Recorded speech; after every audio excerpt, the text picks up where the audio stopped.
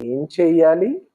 మహర్షి: కష్టపడుతున్నది నీవనెందుకు అనుకోవాలి? ఉదాహరణకు నీవు ఇక్కడికి రావటాన్నే చూడు.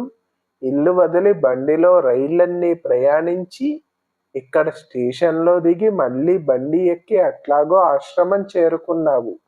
ఎవరైనా అడిగితే ఇంత దూరము నీవు ప్రయాణం చేశాను అంటావు. అది నిజమేనా? నిజానికి నీవు ఉన్నట్లే ఉన్నావు.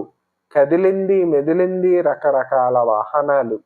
వాని కదలికలన్నీ నీ కదలికలే అన్న భ్రాంతి వంటివే నీ ఇతర పనుల విషయాలు కూడా. అవి నీవు చేసినవి కావు. అవన్నీ దైవం చేసినవే. ప్రశ్న: అన్నీ దైవమే చేసినవనుకుంటే ఇక బుద్ధి పనే చేయదు సరికదా? అసలు పని కూడా సరిగా జరగదు కదా భగవాన్? మహర్షి: బుద్ధి పని చేయని స్థితిని చేరుకో. ఆ తరువాతే ప్రశ్నించు.